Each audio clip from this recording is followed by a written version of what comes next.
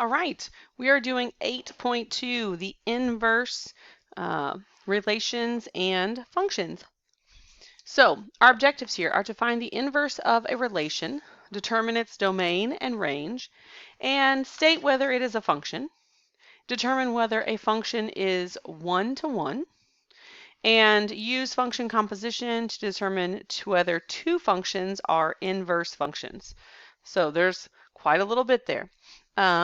So let's look first of all at these inverses. All right, so inverses, they undo each other. Okay, addition and subtraction are inverse operations. Multiplication and division are inverse operations. So inverses undo each other. So an inverse relation. Okay, if a relation R contains the ordered pair AB, its inverse relation, notice this is R negative 1. This negative 1 means inverse. Okay, so its inverse relation, R to the negative 1 power, contains the ordered pair BA. So look at AB and BA. What happened between these inverse relations? They just switched places, right? Like A was in the X and it became the Y value. B was the Y and it became the X value. So they just traded places. Okay, so this says the domain and the range of the relation are switched to obtain the inverse's domain and range. The notation used to indicate a relation's inverse, okay, R to that power of negative 1, is read as the inverse of R. So we read it as the inverse of R, or R inverse, and should not be confused with a negative exponent. Okay, so that negative 1 is the inverse. So if we look here at these two mapping diagrams, we have function R, or relation R, okay, is 3, 1, 8, 2, 8, 4, and AB. So all of our 3, 8, and A are our domain, and these are our range. In our inverse, notice these flipped. We had 3, 1, and we now have 1, 3. We have 8, 2, we now have 2, 8. We had 8, 4, and now we have 4, 8. We had AB, and now we have BA. So they literally just flipped. Everything that was in the range became the domain, and everything that was in the domain went over to the range for the inverse. Okay, that's what inverses do. Again, knowing that inverses switch and that they undo each other is going to be helpful. So example 1 says relation Q is the set 2, 1, 4, 1, 6, 2, and 5, 4. Describes the vertices of a quadrilateral. Find the inverse of Q. Then graph both Q and its inverse and describe the relationship between their graphs. Okay, so we want to find the inverse of Q. So this is going to be Q inverse. Okay, and what's its set look like? So if we have 2, 1, we're just going to flip that and make it 1, 2. 4, 1 is going to become 1, 4. 6, 2 is going to become 2, 6. And our last one, 5, 4, flips around, switches, I should say, becomes 4, 5. All right, so there's our Q inverse. Then we're supposed to graph both Q and its inverse. Okay, so I'm going to graph Q in green. So 2, 1, 4, 1, 6, 2, and 5, 1, 2, 3, 4. Okay, there's my quadrilateral. All right, I'm going to graph my, let's see, I'll label this as Q. And I'll do my inverse, Q inverse in purple. So I have 1, 2, 1, 4, 2, 6, and 4, 1, 2, 3, 4, 1, 2, 3, 4, 5. Okay. And this is our Q inverse. All right, so it says, describe the relationship between their graphs. Well, they kind of look like a reflection, right? Like if I had a line right through here, it looks like it reflects off of that line, doesn't it? Like this one's the same distance away. This point is the same distance away. It's lined up. Okay, that's exactly what that is. And this line of reflection here, this is the y equals x line. Okay, that's our y equals x line. So what we know is that the graph of the inverse of Q is the reflection, that's an R, let me give it a little thing, is the reflection of Q across the y equals x line. So yeah, the inverse is a reflection across the y equals x line. That's pretty cool. Okay, so next up, let me clear that actually so we can move down. I don't have room for example 2 on my screen. Okay, when a relation or a function is expressed as an equation in x and y, a rule for its inverse can be found. Okay, so we can find a rule for its inverse by switching the variables in the rule and then solving for y. So switching the variables in the rule and then solving for y. So let's check this out.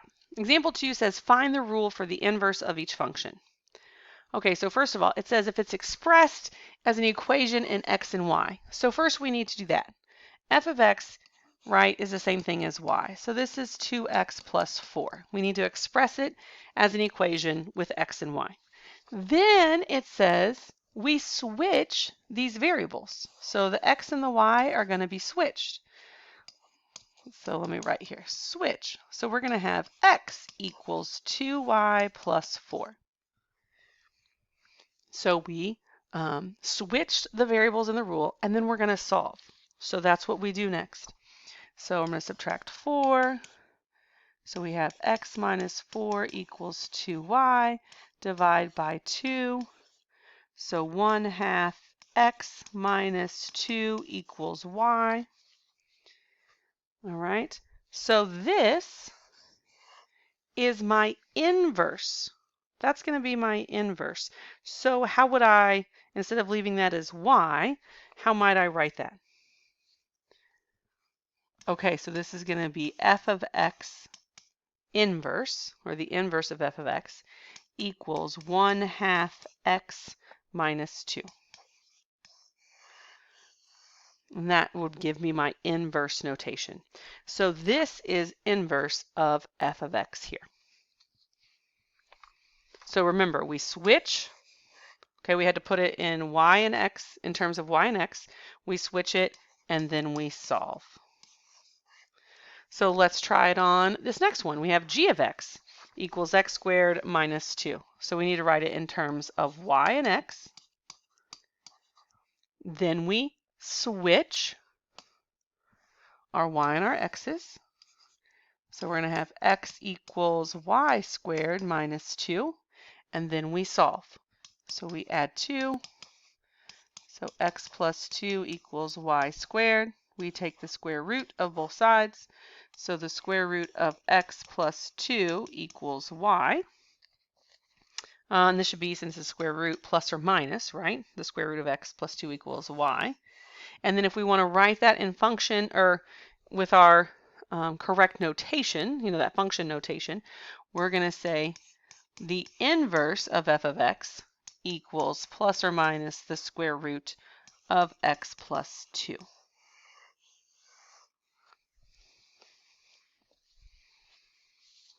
So not too terrible. Much better than 8.1, right? Hopefully, right? Okay, then let's look on the back side. We have some lovely information here. It's kind of hard to see our color coding, but at least you can see the labels on them. Okay, so on our graph, let me see if I can straighten it up a bit. That looks a little straighter. Okay, so on our graph, we have, we're comparing our g of x to the inverse of g of x. All right, and you'll notice I wrote the inverse notation incorrectly earlier. But you can fix it on the front side, hopefully.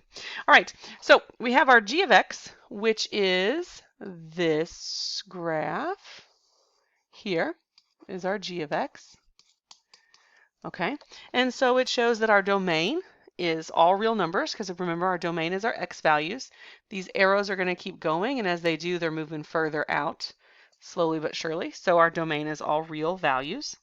Our range, however, stops down here. So it's y, such that y is greater than or equal to -2. So this is -2. It could be equal to that, but it's also greater, so they're getting larger. And it is a function because, remember, functions have to pass the vertical line test. So that would pass. Only one point would ever, like one line, each line would only touch one point on this graph. So it does pass the vertical line test. It's a function. Now our inverse function, okay, our inverse g of x is this line here. Okay, that's our inverse g of x. And its domain, we'll notice, is a little bit different. Like its domain stops here at -2. So it could be x such that x is equal to -2 or x is greater. Its range is what has all real numbers, because these arrows are going to continue and they'll keep going in both directions for our y and include all real numbers. This one, however, is not a function because it fails the vertical line test. Right? If I cross it, if I draw a line, it's going to cross 2 points in a lot of places. So it is not a function. So that just kind of goes back here to, let's look at some of these terms. A function will pass the vertical line test. There can be a horizontal line test.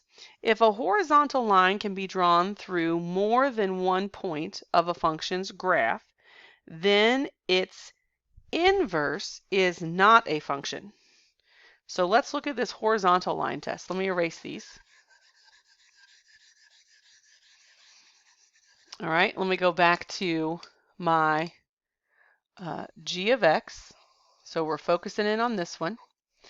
The horizontal line test says, if a horizontal line can be drawn through, I hate that my colors aren't changing.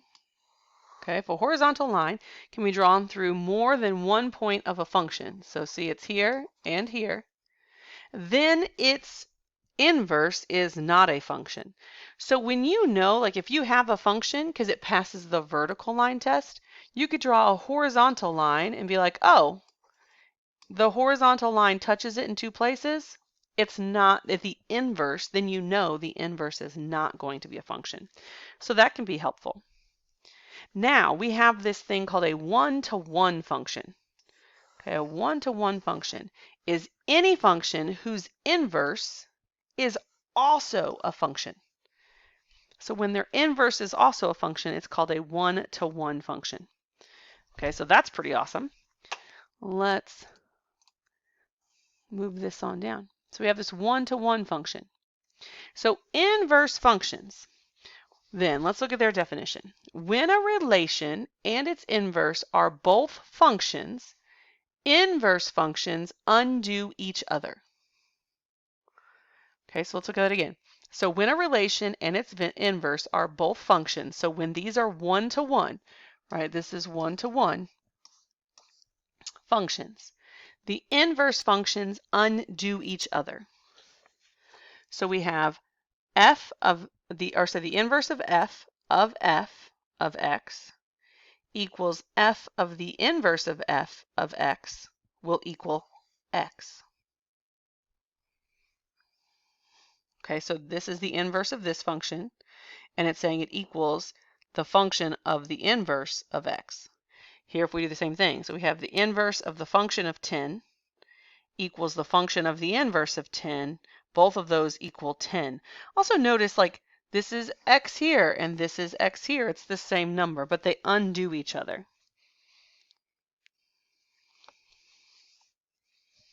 Okay, so like if we look at this chart here, so these are our two functions. So this is f of x equals 2x plus 4 we started with, and this is the inverse. F of negative, or the inverse of x equals 1/2 x minus 2. So if we put 10 in for our f of x, we put it in that f of x machine and we get out a 24. We put that 24 in the inverse machine and it's going to get us 10 back. So we end up with the same number we started with. If we do it the other way, okay, so if we have our inverse first, so we put 10 in the inverse machine, we're going to get out a 3. So then we put the 3 in the function of 10, or the function of x machine, and we get back out a 10, which is what we started with. So that's the thing. We might get different answers in the middle, but if we do both of them, then we're going to get the same number that we started with when they are inverse functions. So f of x and the inverse of f of x are both functions because they pass the vertical line test here. Like if we look at this graph, they both pass the vertical line test. Because they are both functions, then they are inverse functions. Because they are both functions, that's what makes them inverse. So in example 3, we want to show that g of x, which equals 4x minus 1, and h of x, which equals x plus 1 divided by 4, are inverse functions. Okay. Well, that means that we're going to make a composite, right? We need to show that g of h of x is equal to h of g of x. That's what we need to do, like, so no matter what order. So it kind of feels like we're looking to see if like the commutative property applies, is what we're checking. It kind of feels like. So let's do that. So for our g of h of x, so we have g of our h of x. So we're going to have g of x plus 1 over 4. All right, well that equals our g of x is 4x minus 1. And we're going to put this value in place of our x, right? So this is going to be 4 times the quantity x plus 1 over 4 minus 1. So we're using this. When we're solving, our 4's cancel, and we're left with the quantity x plus 1 minus 1. Okay, this is subtraction, so we're not distributing anything. So the plus 1 and the minus 1 cancel, and that leaves me with x. All right, let's try my h of g of x. So in that one is h of g of x. So my g of x is equal to 4x minus 1. So now I'm going to put this in for my x value in my h of x. So x plus 1 over 4. So my x is 4x minus 1 plus 1, that's my numerator, divided by 4. All right, well my minus 1 and my plus 1 cancel, so then I'm left with 4x over 4. My 4's cancel, and I'm left with x. All right, so looking at these, right, what do we notice about these two things? They're both equal, right? They both got me the same thing. So because they are, we're going to say they're both equal, right? They got me the same, or they both equal x. They got me the same answer. So they are inverse functions. Woohoo! Because they both got the same thing. Okay. So example 4 is kind of nice and simple. It says, given that the relations and their inverses are functions, okay, so the relation and the inverses are functions, it says find the following. Well, we just read that if they are, when a relation and its inverses are both functions, they undo each other. So I'm going to go back up here to these notes for just a minute. Right? Inverse functions. When a relation and its inverse are both functions, they undo each other. So notice if we had the inverse of f of x or f of the inverse of x, either way it equaled x. Or when we had the example of the inverse of the function of 10 or the function of the inverse of 10, it equaled 10. So down here, which seems looks really complicated, the inverse of f times f of 3, well, that's just going to equal 3. Here we have g of the inverse of g of 1,492. That just equals 1,492. Way easier than it looks, right? The inverse of h of 2 pi is just going to equal, 2 pi. You got it. So these inverses are pretty nice and much simpler than they actually look. All right, I will see you tomorrow.